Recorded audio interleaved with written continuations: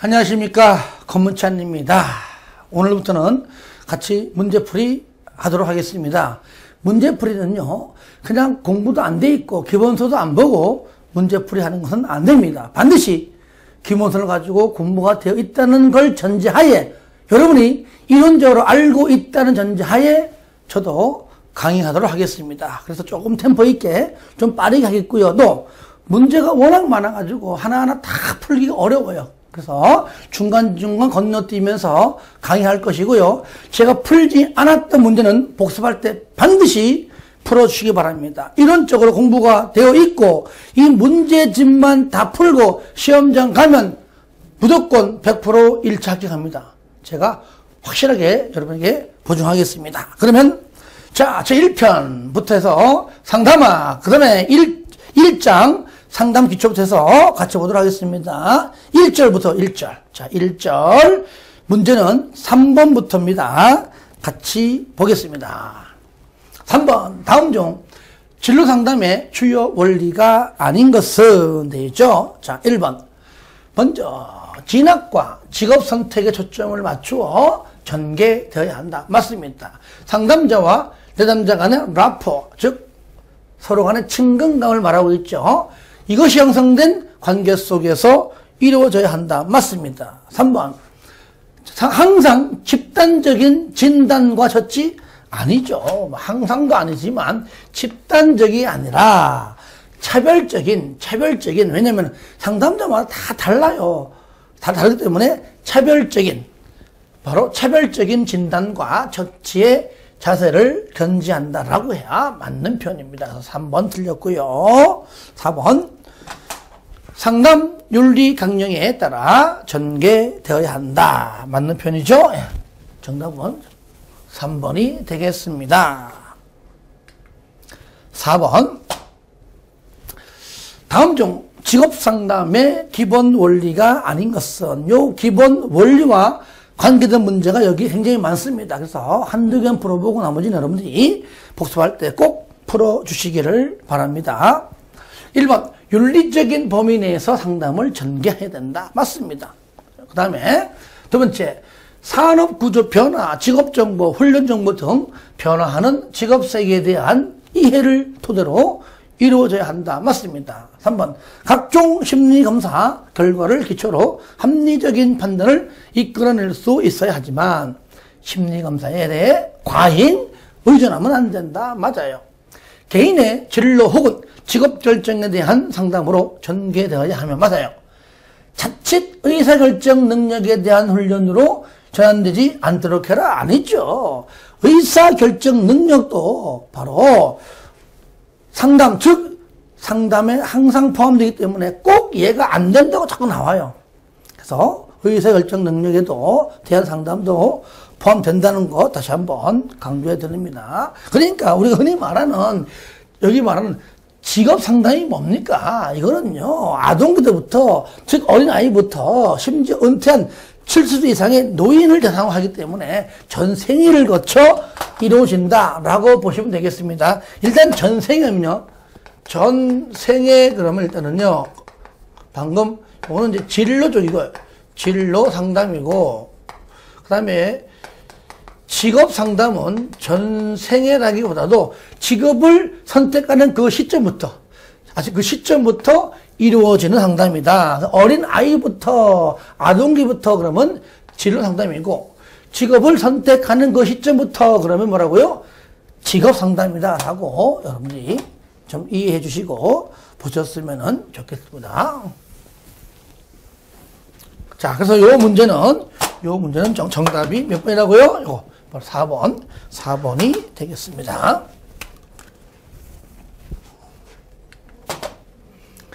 자, 다음 또 이어서 보겠습니다. 10번.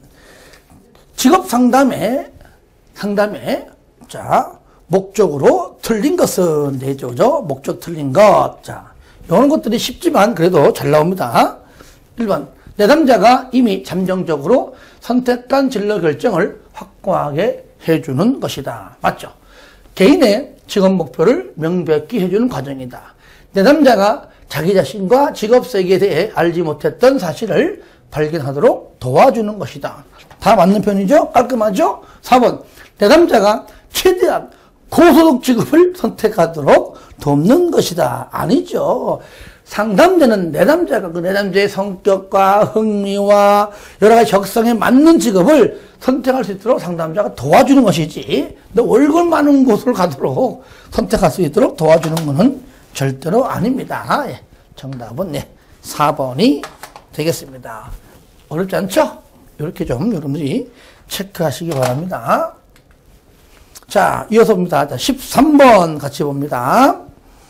성공적인 상담 결과를 위한 내담자 목표의 특징이 아닌 것. 즉, 상담 목표의 특징, 상담 목표의 설정은요, 일단은 크게 4가지입니다. 일단은 상담은 구체적이어야 돼요. 실현 가능해야 돼요. 즉, 내담자가, 상담자가 아니에요. 내담자가 원하고 바라야 돼요. 상담자의 기술과 양립 가능해야 돼요. 요 동그라미 친 것만 보면 다 맞는 내용이에요. 그러나, 변화될 수가 없다고요? 아니죠. 변화될 수 없는데 상담은 왜 받습니까? 변화될 수 있으니까 상담 받는 것이죠. 그래서 답 1번이고요. 그리고 다른 문제 보시면은요, 구체적입니다. 실현 가능해야 돼요. 내담자가 원하고 바라야 돼요. 상담자의 기술과 양립 가능해야 돼요. 요 관련된 문제가 여러 개 있습니다. 요 4가지만 하면 다 풀어요. 요 문제를 풀면서 그렇게 좀 깔끔하게 정리를 좀 하시면서 풀기를 바랍니다. 요 문제는 정답이, 그래서, 자, 1번이 되겠죠. 자, 또 18번 같이 보겠습니다. 상담의 목표와 가장 거리가 먼 것은, 자, 1번 능력과 적성 발달에 대한 관심, 진로 발달이나 직업 문제에 대한 처치, 경험보다 유능성에 초점을 맞추는 것, 다 맞는 것들입니다. 직업을 골라주는 것 아니죠. 내담자의 흥미와 적성에 맞는 직업을 내담자가 스스로 선택할 수 있도록 상담자가 도와주는 것이다. 직업을 선택해 주거나 골라주는 것이 절대로 아니다. 아시겠죠? 18번 정답 4번이 되겠습니다. 또 계속 이어서 보겠습니다. 자, 22번입니다. 22번.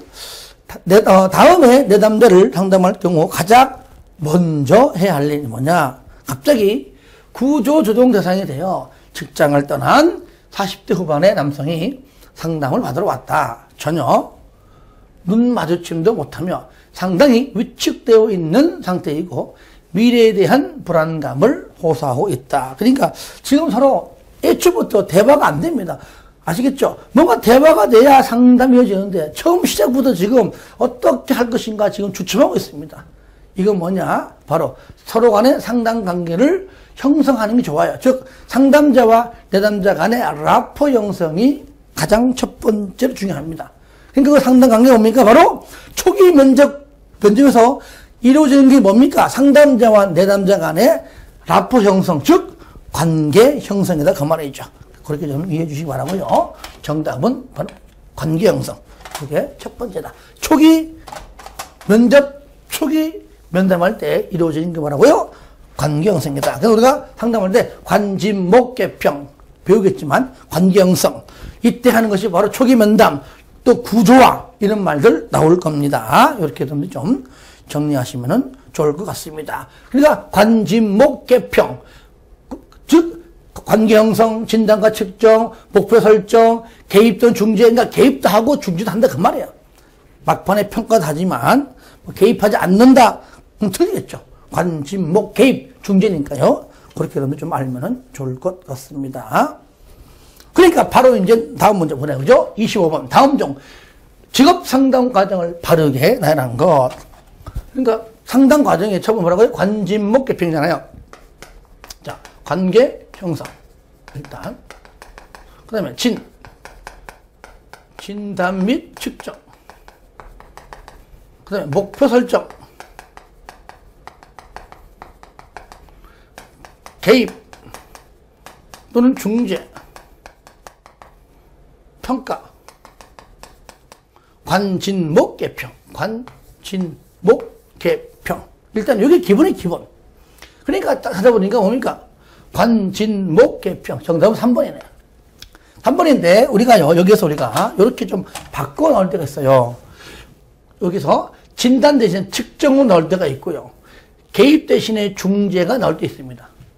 바로 26번 문제가 그래요. 그리고 요때 관계 형성과 또 있는 것이 바로 구조화예요, 구조화. 구조화가 뭡니까? 이미 배웠잖아요.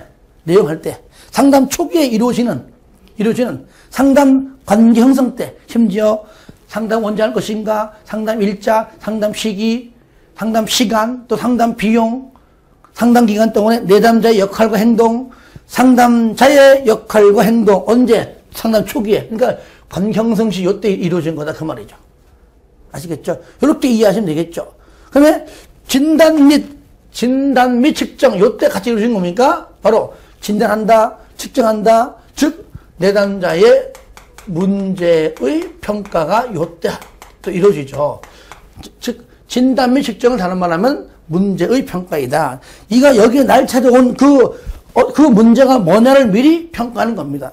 그래 앞으로 목표를 설정하겠죠. 그래서 이렇게 관계 형성, 측정, 목표 설정, 중재 이렇게 표현된 것이 26번 문제고 심지어는요 뒤에 거 다시 말하면 문제평가 있죠. 문제평가 관계 형성과 또는 구조화까지 관계 형성과 구조화 또는 문제평가 목표 설정 개입 중대 평가를 또 두 가지로 쪼갰어요. 어떻게 쪼갰는가? 바로 훈습, 요거를 훈습이냐 훈습과 종결로 또 세분시켜서 문제가 나올 수 있다는 겁니다. 그래서 가장 포인트인 관진목 개평을 정확히 알고 있으면 약간 좀 옆으로 파생된 거기 때문에 25번만 정확히 알고 있으면 26번, 27번 풀 수 있습니다. 이렇게 하나하나 정리해가면서 좀 풀어주시기를 바랍니다. 아시겠죠? 네. 관진목 개평. 자, 지웁니다. 자, 30번입니다. 30번. 구직자 및 실직자에 대한 직업 상담의 기본 원리에 대한 설명으로 틀린 것. 자, 1번. 자, 요것은 기초가 되겠죠? 틀린 것. 1번. 자, 요거죠. 자, 변화하는 직업 세계에 대한 이해를 토대로 이루어져야 한다. 맞습니다. 인간의 성격 특성과 재능에 대한 이해를 토대로 이루어져야 한다. 다 깔끔하고, 그죠? 그런 표현 되겠죠. 3번, 내담자의 현재 발달에 초점을 두고 직업에 관한 상담이잖아요. 그러면은, 내담자의 현재 발달 단계에 초점 두는 것이 아니라 직업 선택에, 그죠?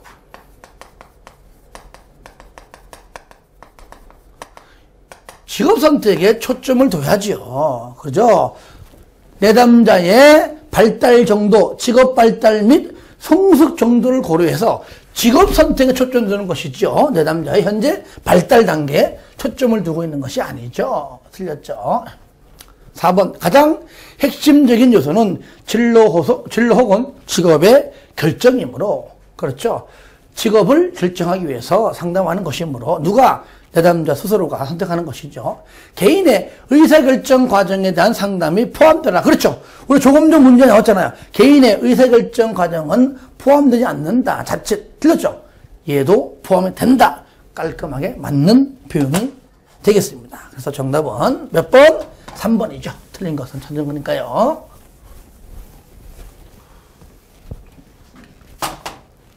이어서 보겠습니다. 자, 31번 한 문제 더 보도록 하겠습니다.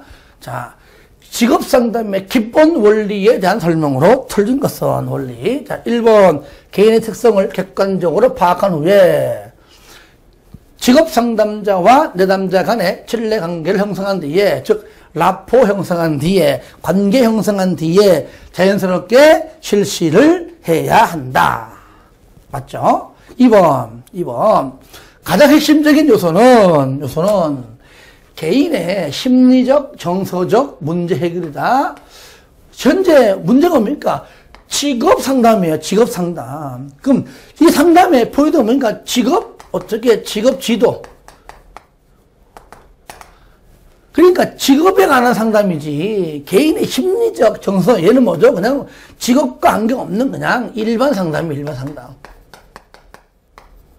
아시겠죠? 그래서 2번은 관계없죠. 정답 2번이죠. 다음에 진로 발달 이론에 근거해야 되고요. 4번 각종 심리 검사를 활용하여 그 결과를 기초로 합리적인 결과를 끌어낼 수 있어야 된다. 하지만 그 심리 검사 결과에 과잉 의존해서는 안 된다. 했죠. 그죠? 자, 여기까지가 1절에 있는 직업 상담에 관한 문제 중에서 몇 가지 골라서 풀어봤습니다. 풀지 않았던 내용들 반드시 여러분들이 복습할 때 꼭 풀어주시기 바랍니다. 자, 그러면 우리가 이제, 2절. 2절은 직업 상담사에 관한 내용입니다. 자, 바로, 2번으로 가보겠습니다. 2번. 다음 중 직업 상담사의 직무 내용과 무슨 내용? 직무 내용과 가장 거리가 먼 것. 상담사가 내담자하고 상담할 때 그 하고 있는 직무 내용이 아닌 것. 거리가 먼 것은 뭐가 있느냐? 그 얘기죠. 자, 첫 번째. 직업 문제에 대한 심리치료. 요거는 그냥 심리치료가 아니라 직업 문제에 대한 치료니까 맞는 거란 얘기죠. 직업관리 임금평가. 상담자가, 내담자가 임금이 많고 적음에 판단할 수 있는 근거가 있습니까? 자격이 있어요? 임금평가는 해당 사항이 없어요. 또는 뭐 실존 문제, 형이상 문제, 이런 것들을 또 뭐 상담의 영역이다. 다 틀려요. 임금평가는 아닙니다. 아시겠죠? 이렇게 좀 알아두시고요. 그러니까, 다시 말하면 직업상담 프로그램의 개발 또는 운영, 구인, 직업상담, 직업적응, 직업전환, 은퇴 후 등의 상담 같은 것들은 아주 대표적인 상담 내용이 되겠죠. 임금평가. 이런 것들은 전혀 해당 사항이 없다. 자, 6번. 그 다음에 직업 상담의 문제 유형을 크게 세 가지로 대별할 때, 크게 세 가지로 이렇게 구분한다면, 거기에 적절하지 않는 것. 일단은 우리가, 대학교 졸업하고, 물론 고등학교 졸업하고 해도 마찬가지지만, 일단 학교 졸업하고, 두 가지요. 너 취업할래? 계속 공부할래? 취업할래? 그러면은 그 얘기는 취업 상담이 일단은 필요하고요. 나 그냥 대학원 갈래? 나 전문대 졸업해서 취업할래? 아예 나 3학년 편입해서도 공부하고 싶어. 그러면 또 동시에 진학 상담이죠.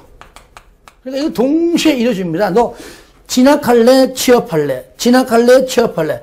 만약에 취업 상담 이후에 직장에 들어갔다면은 직장을 그만두지 않고 쭉 계속 좀 일 좀 해라 라고 하는 의미에서 직업 적응 상담이고요.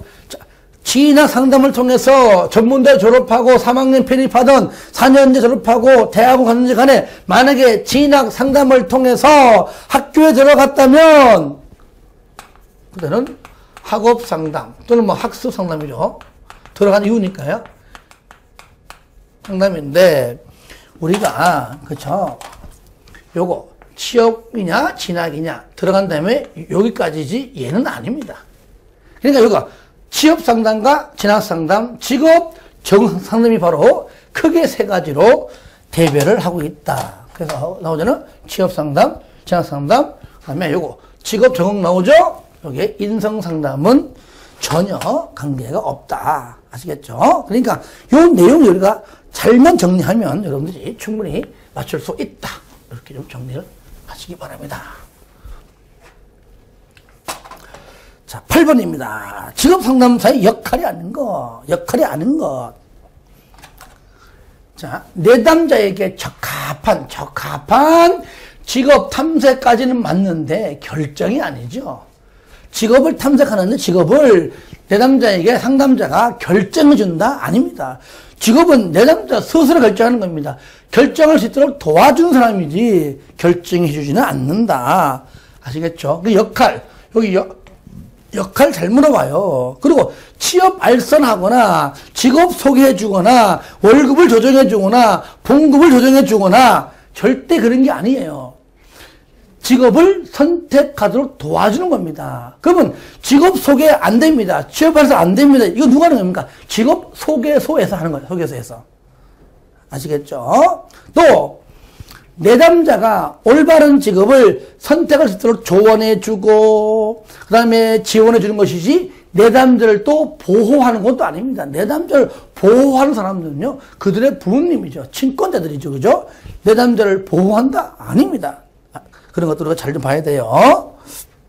그래서 이렇게 여러분들 보시면은 충분히 알 수 있을 것 같고요. 자, 요와 관련해서 한 문제를 더 풀어볼까요? 그러면 자, 10번 보세요. 상담사의 역할이 아닌 것은 나오잖아요.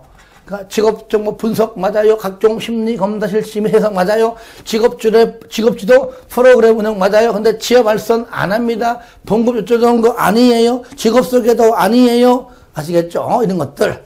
취업 알선, 직업 소개 이런 건 누가 한다고요?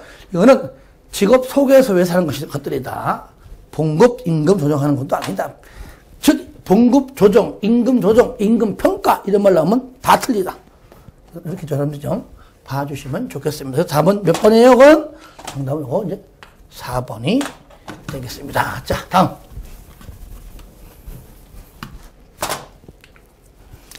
자, 15번도 같이 또 이어서 보겠습니다. 15번. 다음 중 직업 상담사에게 요구되는 역할이 아닌 것은 역할. 직업 정보를 분석하고 구인 구직 정보를 제공한다. 맞아요. 구직자의 직업적 문제를 진단하고 해결 및 지원한다. 그렇죠. 그 다음에 노동 통계를 분석하고 새로운 직업 전망을 예견하여 미래의 취업 정보를 제공한다. 맞습니다. 직업 상담실을 관리해요.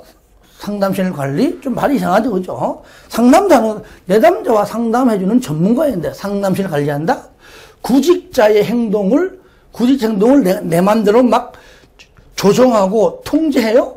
왜 이상하냐, 그죠? 자, 관리는요, 상담사가 하고 있는 업무, 봐봐요, 업무. 관리는요, 업무를 관리하고, 또 업무를 통제한다. 그러니까, 내 구직자 행동을 조정하는 것도 아니고, 통제 아니고, 업무를 관리하고, 그래서 업무를 통제한다. 업무를 관리하고 상담 과정에서 일어나는 업무를 관리하고 업무를 통제한다. 이렇게 만든 겁니다. 그래서 일단은 4번은 뭔가 좀 깔끔하지 않죠. 예.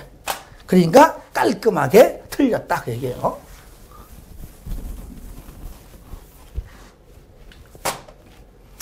(21번) 자, 같이 보겠습니다. 레빈슨이 제시한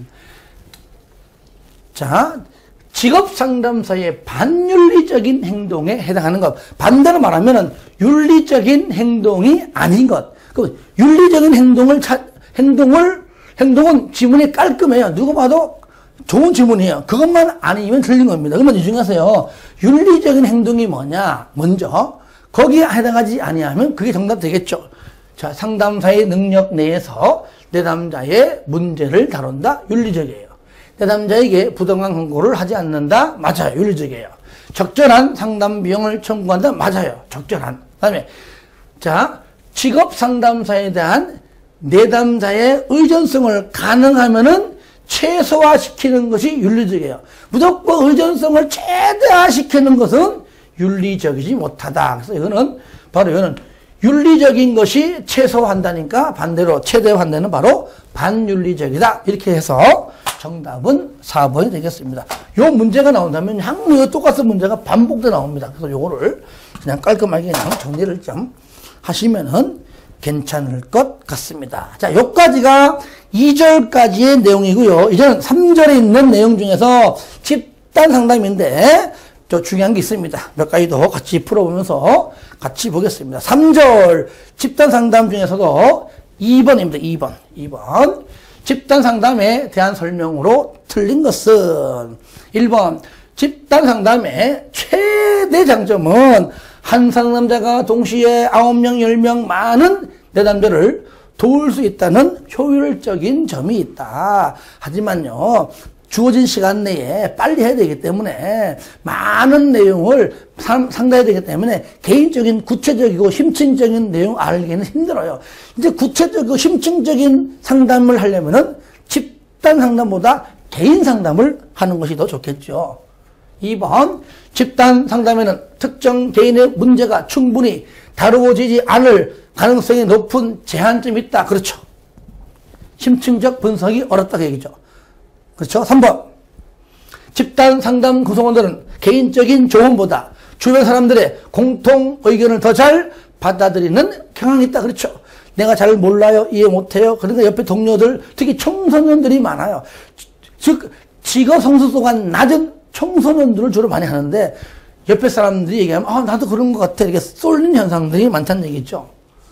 4번, 다양한 발달 단계에 이질 집단이 동질 집단, 이질 집단, 뭐 남자끼리 할 것이냐, 성별로 할 것이냐, 섞어 할 것이냐 이런 것들이 있죠. 같은 나이대냐, 아니면 섞어 사느냐 등등 여러 가지 있습니다. 한 이질 집단이 동질 집단에 비해 자극이 되고 새로운 것을 받아들이는 데 더 효과적이다. 이건 그렇지 않아요.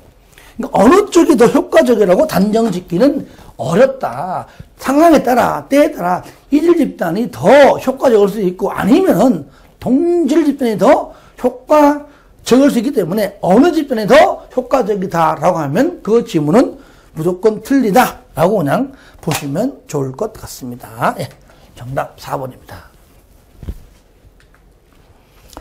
3번, 다음 중 효과적인 직업상담, 집단상담을 위해 고려해야 할 사항이 아닌 것. 1번, 집단 발달 과정 자체를 촉진시켜주기 위하여 의도적으로 게임을 할 수 있다. 일부러 할 수 있다. 할 수 있어요.